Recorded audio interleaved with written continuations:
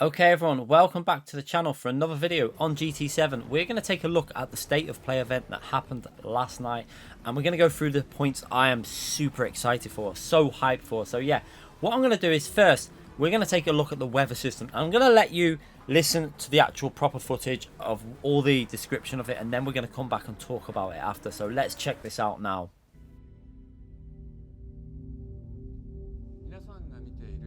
The color of the skies and the shape of the clouds you see every day are determined by the energy of the sun, the earth itself, and the condition of the atmosphere that surrounds it. If you look at it on a global scale, air containing moisture from the oceans flows into the continents. That air is warmed by the earth's surface, heated by the sun, which produces ascending air currents. The air containing moisture will continue to rise in altitude due to this current, and once at a certain altitude and temperature, creates the clouds you see in the sky.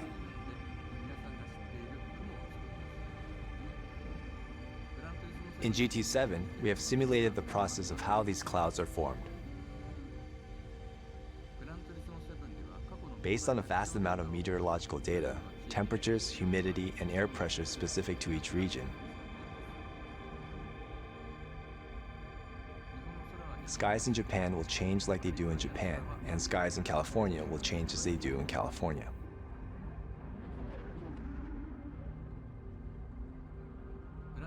The Gran Turismo series has always placed an importance on starlit skies at night. In GT7, we have aimed for an even higher quality of expression. Starry skies seen in specific locations at certain dates and times will be drawn using a simulation that includes not just stars, but even planets. The moon will rise and set in the same way that the sun rises and sets. The color of the stars will change depending on whether the atmosphere is clear or hazy. Time changes and weather simulations are expressed in the scenery and light. These factors can affect atmospheric and surface temperatures.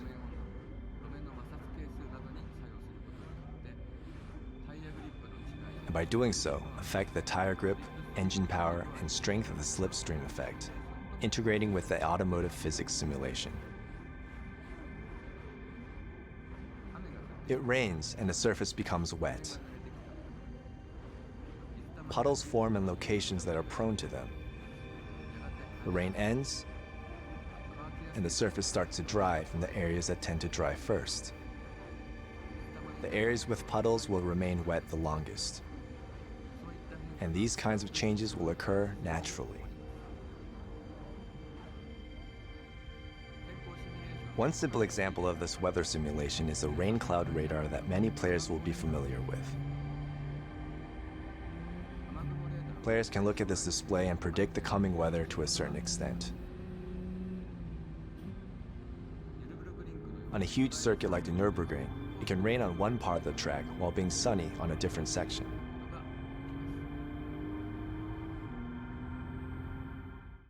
So as we can hear there, the weather system is going to be on another level on GT7. We're going to leave this playing on the background while I talk about my opinions on this weather system. Now this is going to be, I think, elevating Gran Turismo 7 to another level, and it's not just going to be for single player. I think this is the part that's going to really elevate the sport mode races and daily races that are in GT7. Don't worry, people, if you're panicking that they didn't concentrate on anything online based on that event. It's because they never were going to do that for a state of play event. There will be sport mode in GT7. There will be daily races in GT7. Esports will continue on GT7. We do not need to worry about these things. It's going to be there. It's just state of play events is not where that information is really needed. The core gamer doesn't care about that. So just remember, all that is going to be in GT7, but with this new insanely amazing dynamic weather system. Have you ever seen a weather system as in depth? Just listen to Kaz talking about it. I am mesmerized by it. Literally sat there watching it. I'm totally mesmerized by the level of detail that's gone into this game. Now, one drawback which has been pointed out in an interview that I've seen is that the dynamic time of day will not be fully 24 hours for every track. From what I've read and what I can gather is A lot of tracks will have this full 24-hour cycle with the full dynamic weather, but certain tracks will only have a 12-hour cycle. So what it looks like is tracks like Le Mans, Spa, Nürburgring, Nordschleife, Daytona, tracks like that will have the full 24-hour cycle, probably Bathurst as well, with it being an endurance track. So mainly tracks that are used for endurance racing do seem to have been included with this full scope of the weather system, but maybe tracks that don't really do that endurance racing, which would kind of make sense, but it's a shame because I think we'd like this on every single track. But yeah, it does seem to be like it's going to be selected tracks, but Tsukuba does have this full dynamic system, so it does look like a lot of tracks have got it. I mean, just look at the level of detail with the drying line on the track. I honestly think this is what we wanted, and the part that really drew my attention was the fact that it can be raining on one part of the track and sunny on another part of the track.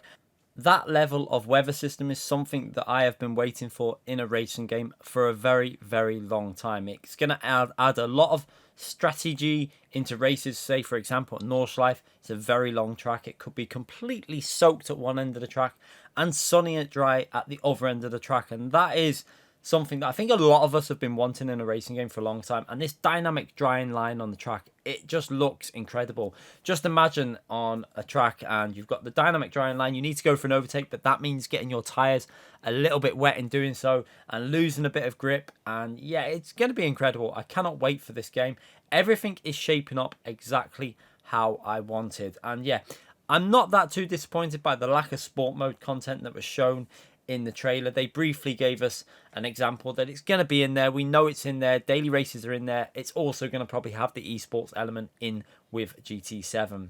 So we can see on this next clip here now that the DR and the SR system is 100% back in GT7. So that is, we see it there. It's got your ratings in there. So we know that sport mode is 100% in there. And I'm guessing it's going to have all the esports stuff still in there. It might not be named FIA, but it'll be called something like World Series. But we can also see that there is a possibility that for daily races, we could have the dynamic weather in there. It says chance of rain, time of day, and weather there. So for like daily race C, my guess is they might add some dynamic weather conditions into the race, which would be insane. But for daily race A, it will probably be a static weather because, like I say, daily race A tends to be that race that is more aimed at the casual gamer and someone who's just starting out. And hopefully I really hope they'll have an endurance race with the dynamic conditions, because for Gran Turismo 7 to take advantage of these dynamic conditions, it would be amazing if we had a 45-minute race, even an hour race as a daily race, even if it wasn't on all the time, you know, just twice a day, something like that, to fully take advantage of this new amazing dynamic weather system in the game.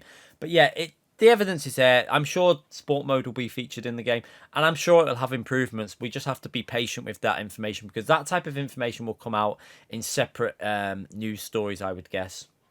But 100% everything that is in GT Sport now will be carried over to GT7. So if you're enjoying GT Sport, you're going to enjoy GT7. One thing we didn't get any information on, which again was 100% expected. At no point did I expect to get penalty system information in the state of play event. You need to put it in perspective. This is a state of play event that is for mass audience. It's not for the hardcore. So penalty system info was very unlikely to ever appear in this trailers and stuff like that. So we'll hopefully get more information like this within future news stories and stuff like that, whether they're going to completely start a new penalty system off, totally redesign it, get rid of it, go for a new system. No one knows yet. We'll have to wait and see for that information to come out. So again, let's have a look at the physics within GT7. And again, I won't talk over this part, and then we'll go back and have a little look at the footage. Our team gathers feedback from many expert advisors, including Lewis Hamilton, top drivers of the FIA GT Championships, and our technical partners at Michelin. This feedback fuels our automotive simulation, which means that track lap times are consistent to their real-life counterparts, and that the driving experience accurately reflects fine sensations. The effects of front and rear vehicle height changes on a car, the effect of wind direction at a circuit, and slipstream effects are all recreated through an aerodynamic simulation using CFD. To fully express reality, devices that can convey information that goes beyond graphics and sound are very important. This is the reason for adaptive triggers and haptic vibrations. Thanks to the adaptive triggers and haptic vibration capabilities of the DualSense wireless controller, we're able to enhance the player's level of immersion on the PS5 console. The adaptive triggers will allow your fingertips to feel the vibrations of a tire locked state while braking. When a real car goes into a corner with too much speed, the front tires will be felt on the steering wheel.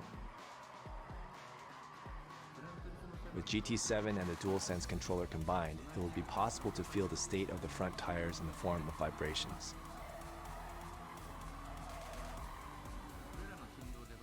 With the DualSense controller, you'll feel as if you're holding the steering wheel of a real car, feeling the track underneath.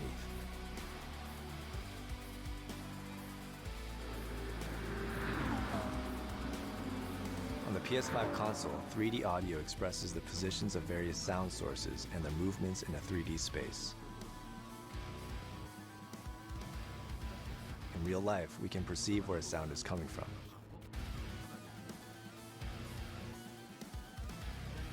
Whether it's from the left or right or the front, we can identify when a sound is above us or behind us. We sense the fine differences in sound affected by the shape of our head, our earlobes, and the difference in the speed at which sound reaches our left and right ears in order to determine where that sound is coming from. 3D audio is a technology that recreates these sensations. Here's a quick demonstration of some of the sounds of GT7.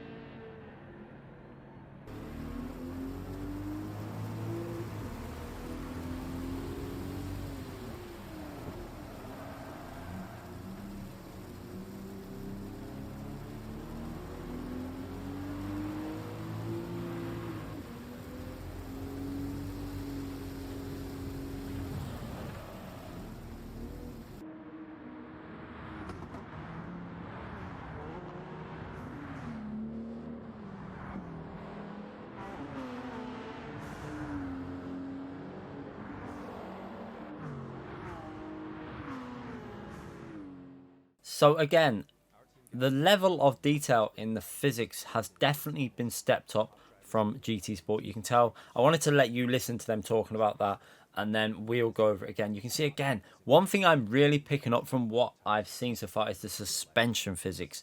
Just look at the way the car is rolling and the weight transfer on the cars, especially this scene here now. Just look at the bumps and the way it's affecting the car and the ride height.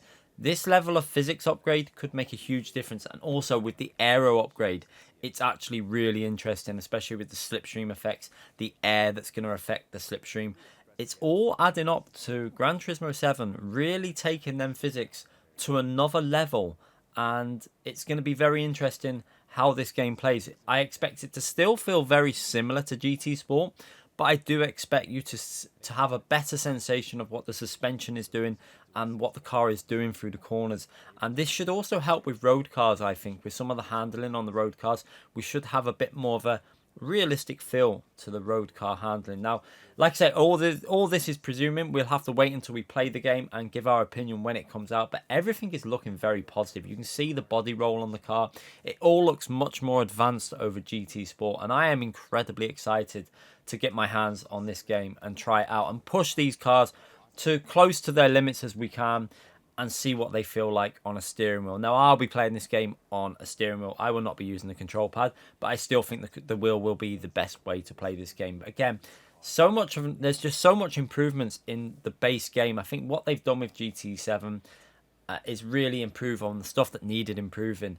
And hopefully the content will be added over the next 2 years, because we know that PD are insane with what they add into games. Now, another thing that has been asked to be improved is the audio. And I am very happy to say that from what I have seen so far, the audio definitely has an improvement in it. It definitely seems to have been upped in terms of the level of variety in the audio sounds, the way it echoes, a lot of different sounds within the cars. All the cars don't sound like sometimes on GT Sport it sounded like some of the cars were replicated, but on GT7, from what we're hearing so far, it does seem like a fairly big improvement, especially on the replay cameras.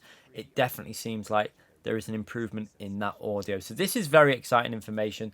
It's all coming together for GT7, and what I feel is happening with Gran Turismo 7 is they've really focused on the base game, getting the features in there, getting the fundamental parts of a game that make it great. Content is not amazing. I'm going to be honest. Content-wise, I don't think it's really going to be pushing the boundaries. But what I will say is we know that they are amazing with DLC. So they've got the fundamentals there with Gran Turismo 7. And now it's time for them to add the DLC. Free DLC as well. Because Gran Turismo, they will not charge. It will all be free DLC. Tracks, cars. This game in 2 years' time could be unbelievable. I'm very excited for this game. They've got the base there. Now it's time to add the content, and that is what I hope will happen over the next 2 years. We have to be patient, very patient with this game, and not expect too much, because I expect a lot of what they've done in the base type of this game has took a lot of time with the physics, with the aero, with the weather system. I can't imagine that being something that was easily done. Now, one thing we do have to bear in mind is it's not, like I said before, it's not confirmed what tracks are going to have all these features, although it does seem like quite a few tracks have got that dynamic weather system in there. You know, we've already had Le Mans, we've had Nordschleife, we've had Spa, we've had Tsukuba, we've had Red Bull Ring. We know that there's a Tokyo track with weather. We've seen that. We know Nordschleife has got it in there. So there's quite a few that have got this full dynamic weather system in there. It's not just one or two. There is quite a broad amount that have definitely got this full weather system in the game. So yeah, I think it's time to get really excited about Gran Turismo 7. Next up, we're going to take a little look at the tuning within GT7. And this is probably where a lot of the original Gran Turismo players from GT1, GT2, GT3, GT4, GT5, etc. are going to be so happy with GT7. So unlike GT Sport didn't really cater to this side of the games. And it was something that I did miss in terms of the single player stuff, and maybe for some lobby racing. But the in-depthness of the tuning in GT7 seems to have gone to an amazing level. It's so advanced. You can see on screen so many different things you can change. And this is going to bring in a lot of other new people into the game, which is always going to be good for the game because it's going to cater to so many different people. You can see on screen at the moment, we've got an old Beetle there getting an engine swap, and it's going to get a Porsche engine put into the car. So engine swaps are in GT7, which is pretty insane, I must admit. One thing I do have a little bit of a reservation within this is I hope that you won't get a situation in sport mode races where you have cars with engine swaps racing with cars that they shouldn't really be racing with. That is an area that I don't think PD would go into. I think they would keep the sport mode races and like the GT3 races pretty much at the cars that you should be in there. I don't think they'd go down that route. So this is great for people that enjoy doing this stuff, and it could be interesting for some videos doing some engine swaps in different type of cars. But yeah, you can see the difference in performance on these cars at the moment. You've got the base version and then the performance one there with tuned suspension. I think tuned car, it's got the engine swap in there. And just look how much faster it is around the track. It's incredible the difference it's clearly making on that car.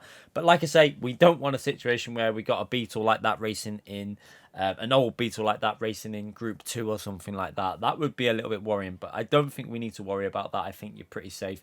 Another thing is all the visual upgrades. Everything that you change on the car visually changes on the car. And this is something from old Gran Turismos.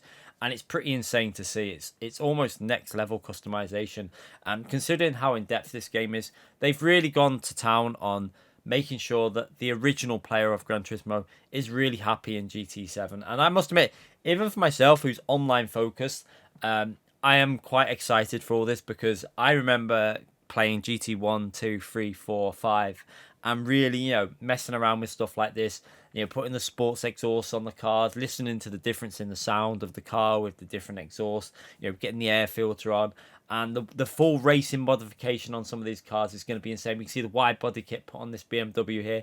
It looks pretty incredible. Let's be honest, it's looking like, I think so far from what I've seen, Gran Turismo 7 is looking like the best Gran Turismo that's ever been made. We know that the livery editor has been advanced as well. So also another point to mention on this, which you might not have picked up on, all your liveries from GT Sport can be transferred over to GT7, which is pretty insane. They've done a good job with that. So everything from GT Sport's livery editor, you will be able to transfer into GT7. so you won't lose all that hard work. It can transfer all over, and there's more options now for the decors as well. You can put more stuff on the car. It's going to look pretty insane. Changing oil is back as well. The one feature that we've all probably missed from the old Gran Turismo games is back in there, along with the car wash. So features that made Gran Turismo so amazing are back in there as well, and it's great to see. They've really gone back to their core roots, and hopefully they're going to expand on their online routes as well. So this is the area that we'll be waiting to hear more from next, but I'm sure we'll get that information, you know, over the next few days. But next up, let's take a look at the visuals of GT7, which as usual are mind-blowing. I have to say, almost get goosebumps when you see some of the visuals in GT7 and what they managed to create in this game. It looks stunning on a PS5. However, we do have a slight worry with this, is that we haven't seen anything on PS4 yet. There has been no gameplay, not even a replay gameplay, anything. No confirmation of features. It's been very quiet on the PS4 front. Now, this might sound worrying. However, with Horizon that launches at the end of the month also, they only recently showed PS4 gameplay. So maybe we just need to, you know, be patient on this. I'm sure they'll show it. I'm sure over the next few weeks we'll get some PS4 footage. And hopefully it'll have everything that's in the PS5 version, just a little bit scaled back on the visual side of it. I don't think it's going to look anywhere near as amazing as the PS5 version. But the PS4 Pro version, fingers crossed, should run it pretty well. And hopefully it'll have all the features in there. Same with the base PS4. But I'm a little bit worried about the base PS4 version after seeing what's included in GT7 and the visuals that are in there. It is a little bit concerning because the visuals do look to be taking things to a whole new level. And so, yeah, that is one area we really need to get some more information on. And if you're interested in knowing the full car count and track count, it does look like the game is going to be very similar to GT Sport with a few added. So 400 cars, over 400 cars at launch. More will be added as DLC. And over 97 track variations, but 34 locations. So looking at that, at launch, it's going to be just High Speed Ring, Daytona, Deep Forest, and Trial Mountain, I think, are the main ones that are going to be added as new tracks, and then more will be added over time. Now, that is not the most amazing stat I've ever read, but I do think, like I say, they've concentrated on the base game. They're going to add the extra tracks as DLC throughout the coming year or two. We know how they supported GT Sport, so it's going to be pretty insane with the amount of content. Now, there was a few other new features added into GT7, which were less appealing, I would say. There was some music racing thing that we're looking at now, and yeah, basically it's time attack but to music. Not my type of thing. I'm not putting the music on now because it would demonetize the stream, the video, like it did with the stream. So yeah, it's a bit gimmicky. It's probably to try and bring in some new type of players into the game. This isn't for myself. I won't be doing it. I will be concentrating on online and probably doing a little bit of single player stuff as well. But it's there if you want to try it. For me, it just seems like a little bit of a waste of time. Obviously, scapes are in there. Scapes are going to be utilized as usual with more advancements in the photo mode technology that they've implemented. It does look pretty amazing, I have to say. It's going to be great for doing thumbnails and things for me. But again, I'm not the type of person that thinks this is essential, but it is used by a lot of Gran Turismo players, and a lot of Gran Turismo players absolutely love scapes. So yeah, for me, I prefer using photo mode. I prefer using photo modes within the game, so actual gameplay. Scapes for me are a bit fictional. They're not real gameplay, but still a lot of people enjoy using it. So that is going to be in there. But anyway, this is basically my wrap-up of it. There is more info if you want to watch the full stream live, but I've tried to concentrate on the main things that have come through that and what I'm really excited for. So yeah, if you're as excited as me, make sure you hit that like button, subscribe to the channel, because I will be smashing out that Gran Turismo 7 content. See you all soon.